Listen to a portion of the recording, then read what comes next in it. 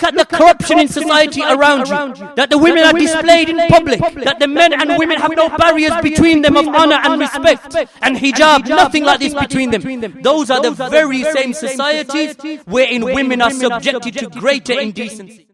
It is not hard to see why societies which are promiscuous in nature, wherein pornography and adultery and fornication is widespread, that these are the very same societies. Just look at the corruption in society around you. In any society rather, where you find that promiscuity is widespread, fornication widespread, adultery widespread, pornography widespread, that the women are displayed in public, that the men and women have no barriers between them of honor and respect, and hijab, nothing like this between them. Those are the very same societies wherein women are subjected to greater indecency. And they are subjected to incidences of prostitution, sexually motivated crimes and rape. Any society in which there is a free-for-all in terms of promiscuity are the very same societies that there is a rampant rate of rape and forced prostitution and child abuse, sexual child abuse and pedophilia. The very same societies. This is not to say that the societies in which women are dressed naked, that now that gives a license to men to go out and rape them. No, it's not a license, because that which Allah has forbidden is forbidden. So even if a woman appears in front of you naked, it is haram upon a Muslim man, let alone to touch her, forbidden for even for him to look at her. Even that situation, ya ikhwan, Allah has forbidden this from us. Look at the story of Yusuf alayhi salam. When the most noblest of women, and from the highest ranking of women, and the most beautiful of women presented themselves to Yusuf alayhi salam, this was not an excuse for him. And he did not take it as an excuse. Rather, he said to his Lord, I prefer imprisonment to what they call me to. This is Yusuf alayhi salam. So even if a woman was to present herself to you, it is not an excuse to commit fornication with her, let alone to rape her. So in a society where promiscuity and fornication and adultery is widespread, likewise sexual crimes are widespread. Rape is widespread. Pedophilia is widespread. Pornography is widespread. Indecency is widespread. Corruption is widespread in the same kind of societies.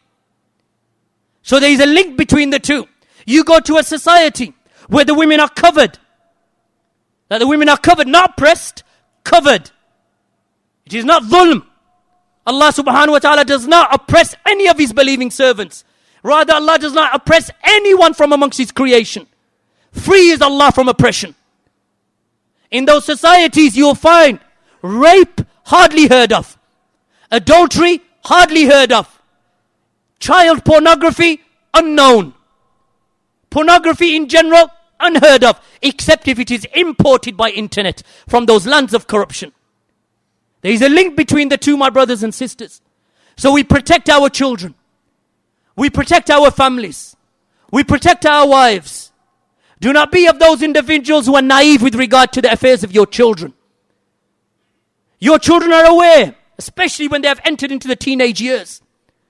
They are fully aware of the corruption of society around them. It is only the parents that are foolish in not recognizing that from their children. Your children, keep them close to you. Do not allow them to wander in the streets. Do not allow them to go to colleges where there is free mixing. They can attain an education, a secular education, and an Islamic education without freely mixing with women. That is possible. And it is rather something that is easy to do in this society, even in this society that we are living in now. At the time when your children are at the peak of being individuals who are targeted for fornication and promiscuity, at that stage, when they themselves, their inclination races towards that, where do you put them? You put the cat amongst the pigeons.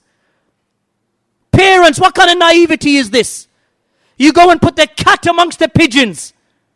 You put your son or your daughter in an environment where this type of behavior is promoted and actively pushed among society. At a time when you should be protecting them. At a time when you should be educating them Islamically, cultivating them correctly, where do you put them? You put them in the worst possible place. And that's why you see, even from our brothers and sisters, how our children are led astray. Why? Because of two factors. One, that our children, some of them are stupid, foolish. They don't know right from wrong. Even when you tell them, they don't want to listen. So may Allah subhanahu wa ta'ala guide them. Or you have the other side, that the parents are naive, that they don't know what type of traps are out there in society. So they don't take the right measures, even though we recite them and we read them to you week in and week out. You don't take the measures. And you don't take the precaution. So protect your children and advise your children. If your children are on a long leash and they go out and they cause corruption, then bring them close to you. And when they're old enough and they choose misguidance over guidance, then their affairs with Allah. You have done your best. May Allah subhanahu wa ta'ala protect our families, protect our children, protect our societies, protect our communities, protect our Salafi brothers and sisters and their children from the corruption of society around them. Protect your wives, protect your daughters, my brothers and sisters, from this corruption. May Allah subhanahu wa ta'ala preserve our families upon righteousness and piety.